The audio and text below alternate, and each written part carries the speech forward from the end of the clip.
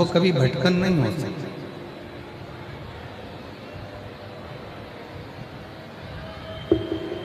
शिव महापुराण की कथा कहती है, भगवान शंकर का चरित्र कथा है। भगवान शंकर को जिसने विश्वास के बल पर भजा है, भगवान शंकर को जिसने भरोसा कर विश्वास कर भगवान शिव की स्मरण किया है, भगवान शंकर का मंत्र जाप किया, शिव के मंदिर में जाकर एक लोटा जल समर्पित किया, उस जीव को संसार में फिर भटकना नहीं पड़ता। फिर वो जीव भगवान शिव की ही शरणागति में रहता है। कल कथा में कहा था कि एक असुर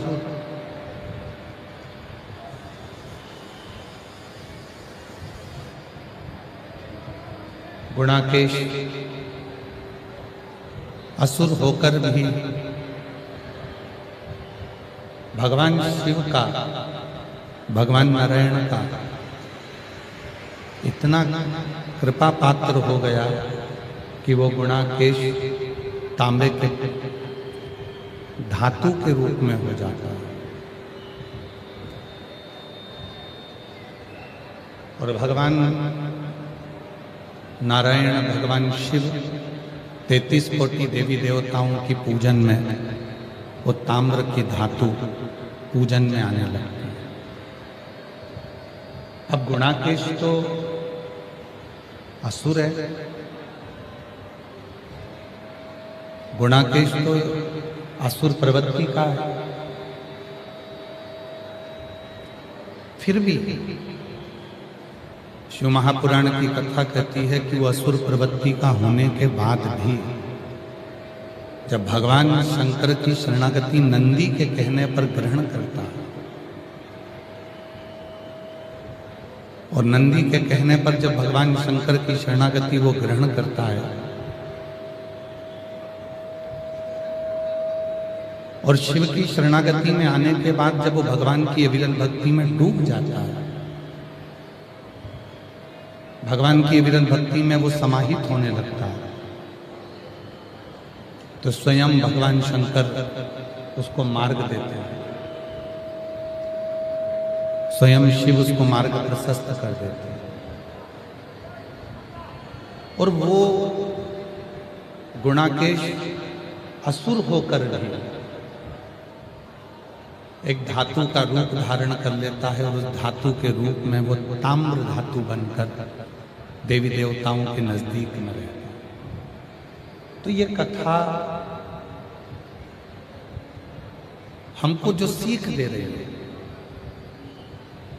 भगवान की शरणागति चाहे गंधर्व हो, असुर हो, नाग हो, किन्नर हो, देवता हो, पशु हो, पक्षी हो, कोई भी, जब वो भगवान की शरणागति को ग्रहण करता है तो मेरे भगवान भोलेनाथ,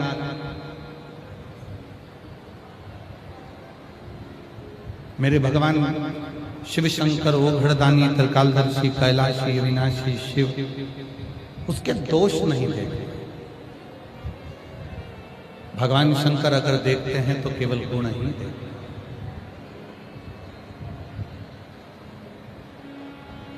पहले हमारे निखिलेश जी एक भजन की लाइन गुनगुनाया करते थे, मेरे गिनियो ना पेरा भोले त्रिपुरारी, मेरे गिनियो ना पेरा ओ शंभु त्रिपुरारी, ओ शंभु त्रिपुरारी, ओ भोले त्रिपुरारी,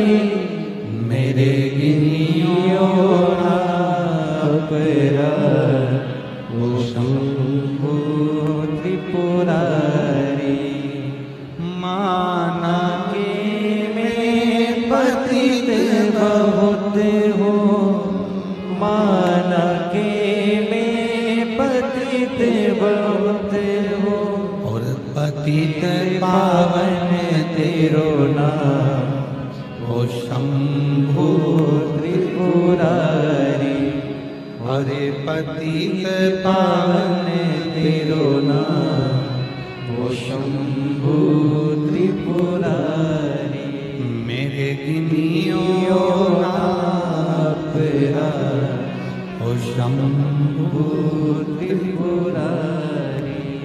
तो शिव कथा कहती है कि मेरा शिव, मेरा ओघड़दानी, मेरा शंकर, मेरा त्रिकालदर्शी, मेरा कैलाशी, मेरा विनाशी, मेरा शिव तुम्हारे दोषों को कभी नहीं देंगे।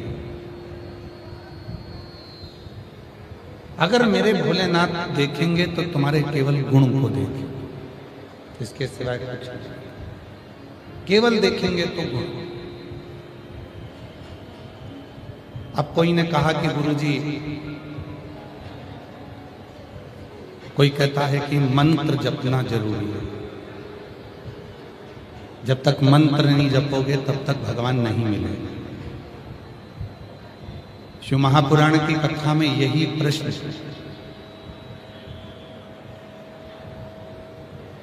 चंचुला देवी ने स्वयं तुमरुका जी से किया। थोड़ा सावधानी से कथा सुनिएगा, स्मरण करिए। चंचुला देवी स्वयं भगवान तुमरुका जी से प्रश्न कर रहे हैं।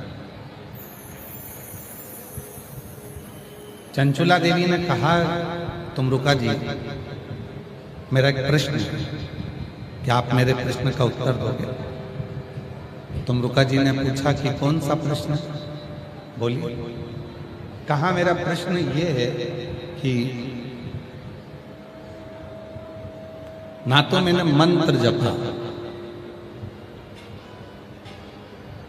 ना मैंने कोई पुण्य करा, उसके बाद भी मैं पार्वती जी की सहेली कैसे बन गई? माता पार्वती जी की सखी कैसे बन गई? ना तो मैं कभी मंत्र को जपी हूं और ना कभी मैंने कोई पुण्य करा। अगर मैं पुण्य करती तो मेरे मन में रहता कि मैंने पुण्य करा। अगर मैं मंत्र जपती तो मेरे मन में रहता कि मैंने मंत्र जपा। पर ना मैंने मंत्र जपा और ना मैंने कोई पुण्य करा। फिर मैं कैलाश पार्वती जी की सहेली बनकर कैसे बैठ गई? तुमरुका जी ने कहा, चंचुला, तेरे गांव के लोग, सारा गांव इकट्ठा होकर गाड़ी में बैठकर, बैलगाड़ी में बैठकर किसी और जगह पर जा रहे थे। पर चंचुला, तूने जितने गांव के लोग किसी और जगह पर जा रहे थे, उन सारे गांव के लोगों को निवेदन कर कर, विनय कर कर, तू सारे गांव के लोगों को लेकर काशी चली गई और सारे गांव के लोगों को तूने काशी का दर्शन करा दिया। भले तुझे मंत्र नहीं आता था, पर तेरा मन पवित्र।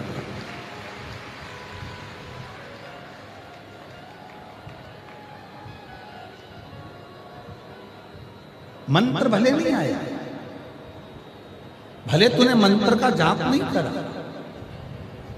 पर तेरा मन बड़ा पवित्र।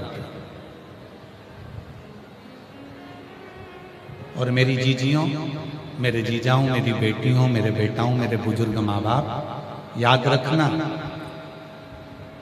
मंत्र जपो चाहे ना जपो, मंत्र की साधना करो चाहे ना करो, पर इतना याद रखना कि उस ईश्वर के प्रति अपना मन साफ रखना और दूसरों के प्रति मन साफ रखना।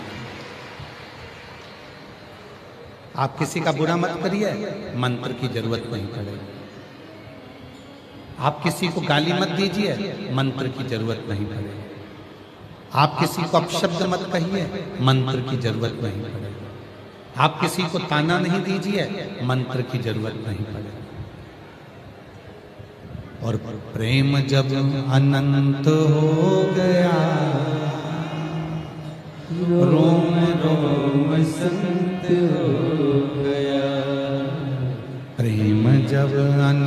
संत हो गया, रोम रोम संत हो गया। मंत्र की जरूरत ही नहीं पड़ेगी।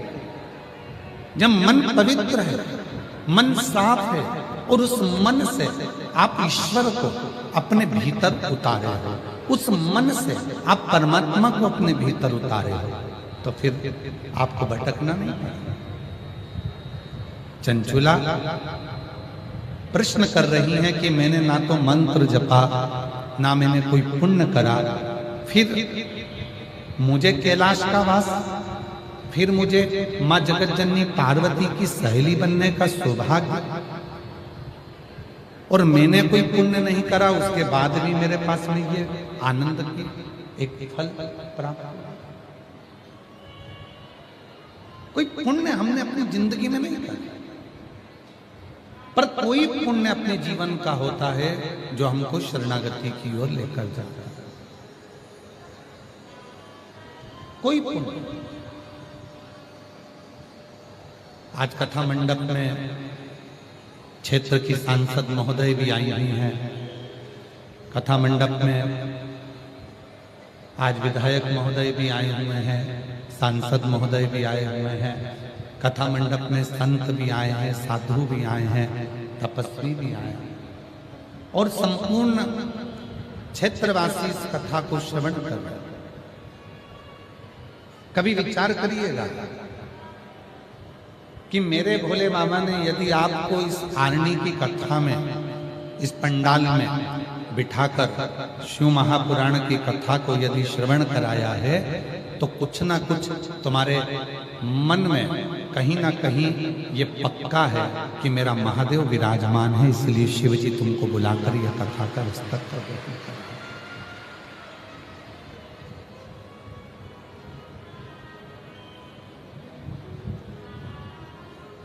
शिव स्वयं विराजमान, भगवान शंकर स्वयं तुम्हारी चित्तवृत्ति में बैठे। चंचुला, तूने मंत्र का जाप नहीं किया। चंचुला, तूने कोई मंत्र नहीं जपा। चंचुला, तूने कोई पुण्य नहीं किया। पर चंचुला, तेरा मन साफ था। पूरे गांव के लोगों को लेकर तू शिव की शरणागति में चली। आप में से कई माताएं बैठी हैं, कई मेरी जीजियां बैठी हैं, कई मेरे जीजा बैठे हैं, कई मेरी बेटियां बैठी हैं, कई मेरे बेटा बैठे हैं, कई बुजुर्ग माँ बाप ऐसे बैठे हुए हैं जो कई बार घर के लोग पूछते हैं, मम्मा आपका कहीं जाने का मन है क्या, मैं तुमको लेकर चलता हूं। पति ने पत्नी से पूछा, तुम्हारा कहीं चलने का मन है क्या, मैं तुम्हें लेकर चलता हूं। बहन ने भाई से पूछा, भाई बहन से पूछा, तुम्हारा कहीं चलने का मन है क्या, मैं तुम्हें लेकर चलता हूं। इतने में हो सकता है आप में से कई माताएं ऐसी हैं, कई जीजियां ऐसी हैं, कई जीजा ऐसे हैं, कई बेटियां ऐसी हैं, कई बुजुर्ग ऐसे हैं जिनके मुख से निकल जाता है कि मुझे तू सीहोर कुबरेश्वर धाम ले चल, मुझे तू उज्जैन ले चल, मुझे काशी ले चल, मुझे शिव महापुराण की कथा में ले चल, मुझे रेणुका माता के चरणों में ले चल, मुझे सिद्धेश्वर बाबा के मंदिर ले चल, मुझे केदारेश्वर बाबा के मंदिर ले चल। ये भीतर की एक प्रभु से मिलन की एक आस जुड़ी।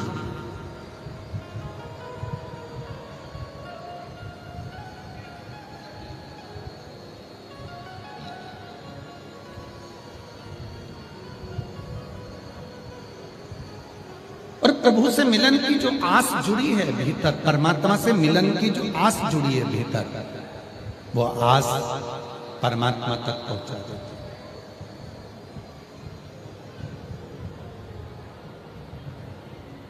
रामचरितमानस सबने सुनी है, जम के तो बोलो।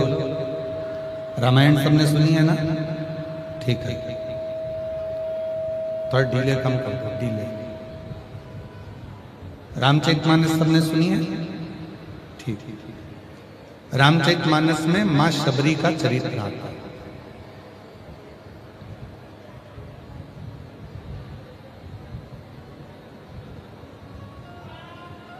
एक बार माता शबरी ने मातंग बाबा से पूछा था कि मुझे कौन सा मंत्र जपना चाहिए।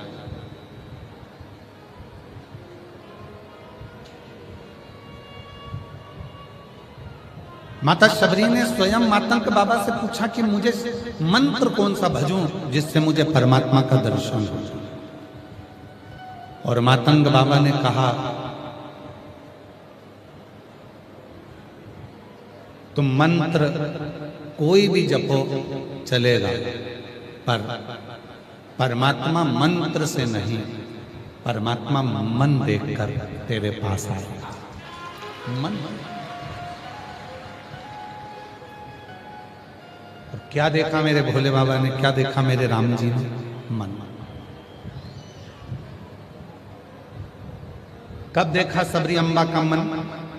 जब माता शबरी बेर तोड़कर लाई और बेर लाकर भगवान को जब देने लगी तो मुख से झूठा कर कर चक चक कर दे गए। भगवान जान गए इसके मुख से मंत्र भले ना निकले हों, पर इसके मुख से जो बेर मेरे पास आ रहे हैं वो मंत्र के झूठे मन से पवित्र हैं, और इसने अपना मन मुझे दे दिया। इसने मुझे मंत्र नहीं दिया,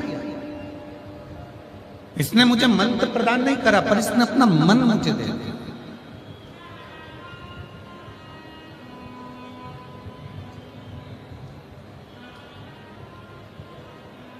और आज के जमाने में होता क्या है, दुनिया के लोग आपको गुलदस्ता दे देंगे फूलों का, दुनिया के लोग आपको माला दे देंगे फूलों की, दुनिया के लोग आपको शॉल दे देंगे 1500, 2000, 400। दुनिया के लोग आपको दुनिया का सामान दे देंगे, पर दुनिया के लोग आपको मन नहीं देंगे।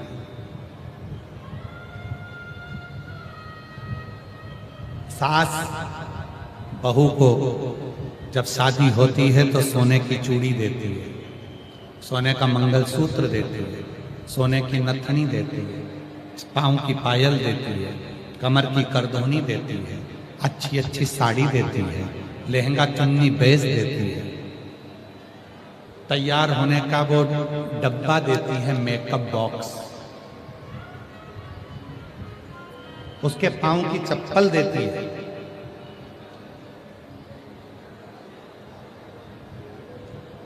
कितना सामान सास ने दिया। और बहू के घर से भी कितना सामान आया। समधन के लिए अलग से साड़ी, समधी के लिए कपड़े, देवर के लिए कपड़े, जेठ के लिए कपड़े, पूरा घर का सामान, फ्रिज, कूलर, वॉशिंग मशीन, ये वो दुनिया का सारा सामान दहेज में दिया, सब कुछ दिया।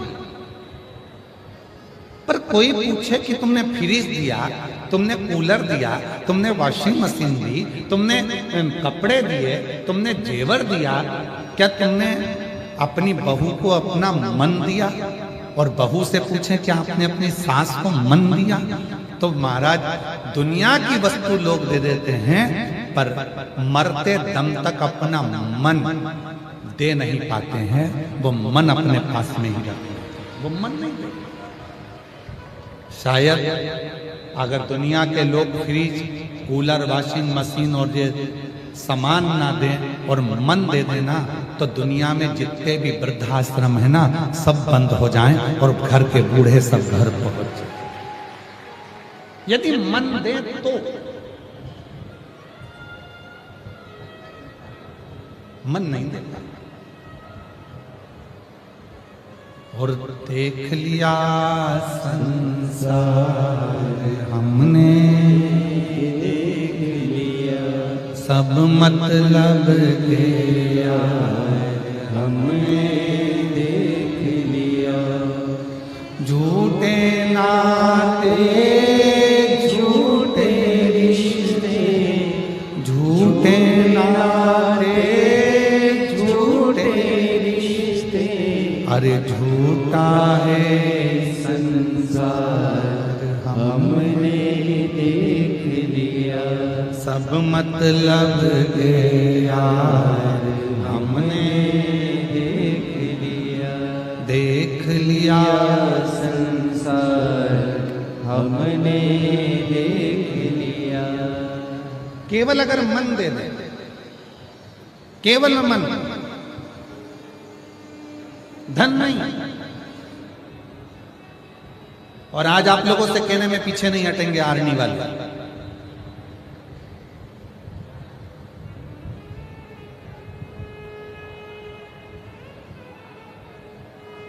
तुम शिव जी की कथा में आओ, शिव महापुराण में आओ, तुम किसी को 1 रुपया दो चाहे मत दो, पर निवेदन है शिव पुराण की कथा में आने के बाद अपना मन भोलेनाथ को जरूर दे दिया करो। शिव उसको मन चाहिए।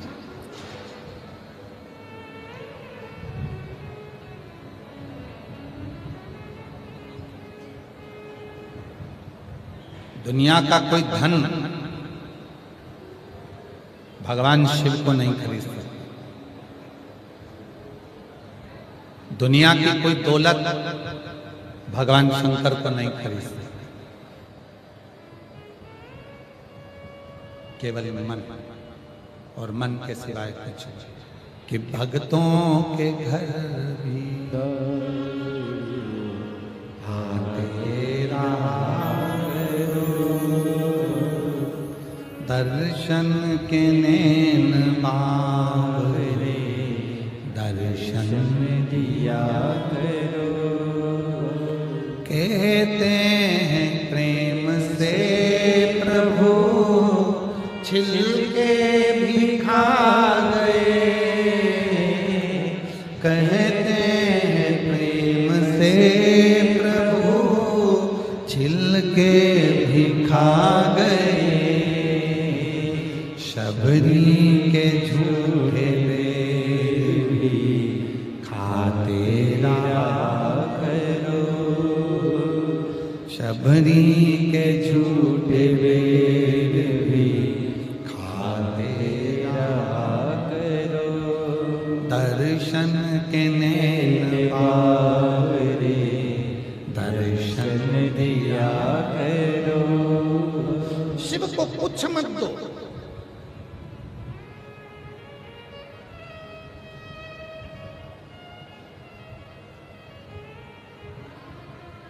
कुछ मत दीजिए आप। शंकर भगवान की कथा में आओ तो थोड़ी देर मन दीजिए। पड़ोसन बात करे तो उसको कह दो हाथ जोड़ती हूँ, 50 रुपए खर्च कर कर यहाँ पहुंची हूँ, सुबह से बैठी हूँ, धक्का खाया, आंधी तूफान आया, टेंट टूट रहा, नीचे जमीन गीली है, उसके बाद भी मैं जगह छोड़कर नहीं गई। क्यों? क्योंकि मेरे बाबा से मुझे बात करना है। तेरे हाथ जोड़ती हूँ, तू चुप। मेरी जीजियों, कल आरणी के सारे सोशल मीडिया पे कथा पंडाल के वीडियो चल रहे थे। इतना कीचड़, इतना पानी, इतना कीचड़, इतना पानी। 10-11 बजे तक वीडियो चलते रहे। कथा ऑनलाइन होगी, ऐसी होगी, वैसी होगी। और कोई एक भक्त आया और उसने जब देखा कीचड़ में भी शिव भक्त लाखों की संख्या में बैठे हुए हैं, तब उसकी बुद्धि में आया कि यह कथा कथा शायद दुनिया की एक शिवपुराण एक ऐसी है कि कीचड़ में, गंदगी में भी, गर्मी में, बारिश में, ठंड में लोग देखते नहीं हैं और बैठे शिव को भज रहे हैं। उनका एक लक्ष्य है, मेरे बाबा को अपना दिल दे देना और बाबा से अपने मन की बात कर देना। उसको कुछ वो मंत्र नहीं जानता। आप में से कई मेरी माताएं, कई मेरी जीजियां हैं जो हमारी हिंदी भाषा भी नहीं जानते। आप में से कई मेरी माताएं ऐसी बैठी हुई हैं जो यहाँ पर आती हैं, जब पत्र पढ़ा जाता है और पत्र पढ़ने पर जब वो यहाँ आती हैं तो हम उनसे बात करते हैं तो उनको हिंदी नहीं आती, वो मराठी बोलती हैं।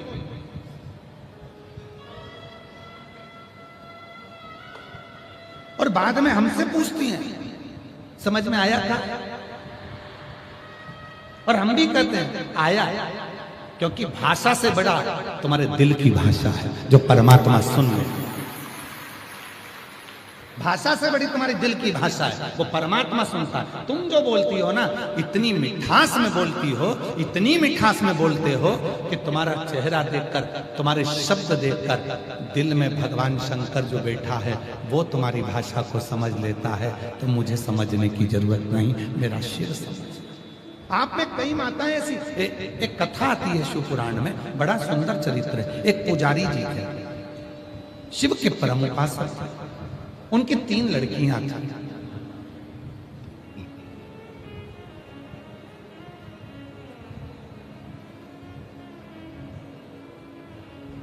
रामा पुजारी की 3 लड़कियां।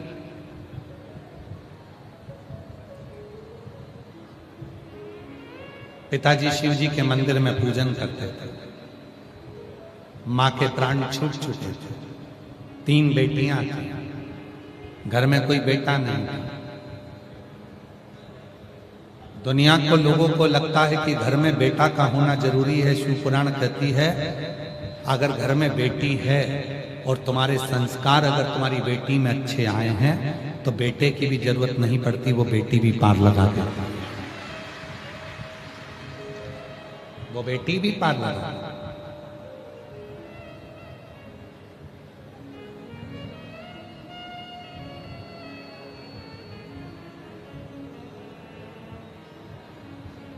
शिव कथा का 3 बेटियां थी रामा पुजारी, शिव के उपासक थे, शंकर भगवान के मंदिर में पूजन करते थे, अर्चना करते थे, साधना करते थे।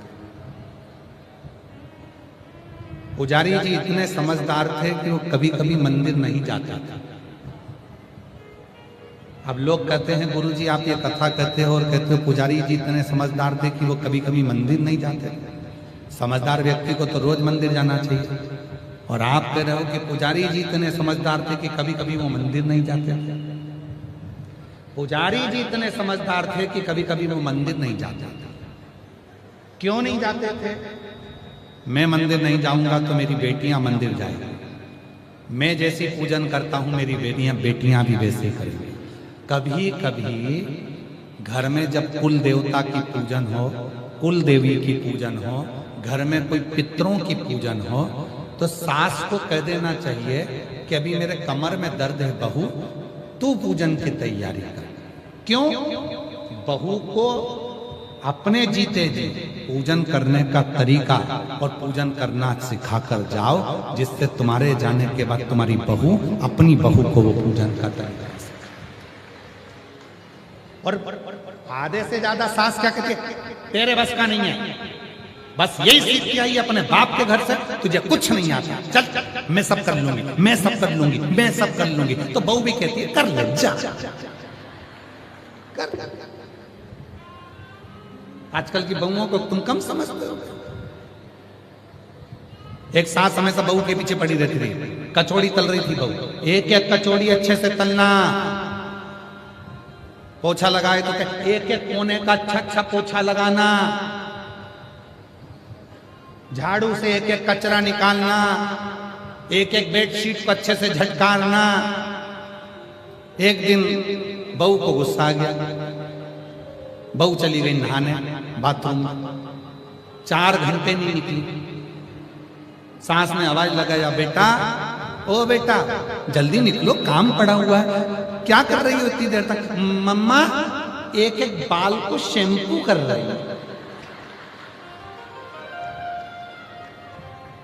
अब उस दिन से सास ने कहना बंद कर दिया कि एक एक रोटी को अच्छे से सेकना, एक एक कचौड़ी अच्छे से तलना। सास ने उस दिन से कहना ही बंद कर दिया।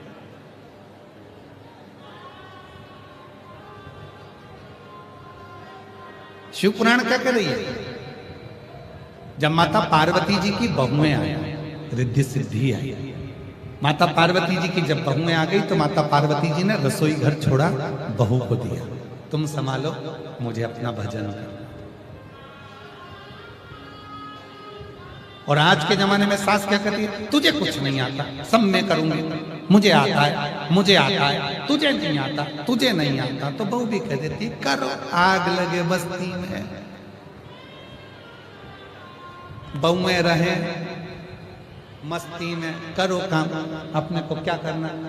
अब बहू अगर हाथ बटाने नहीं आए तो सास चिल्लाए, छोराओं से कह देख लो तुम्हारी बहू को एक नीचे नहीं आई, एक नहीं उतरी, एक काम नहीं करे, एक काम नहीं करे, और काम करने के लिए आगे आए तो कि तुझे कुछ नहीं आता। अरे भाई, एक बार सब्जी बिगाड़ेगी, 2 बार बिगाड़ेगी, रोटी बिगाड़ेगी, 1 बार 2 बार 3 बार 4 बार, धीरे धीरे सीखेगी। कोई माता के गर्भ में से तो सीख कर नहीं आता। तुम्हें सासू कहा गया है,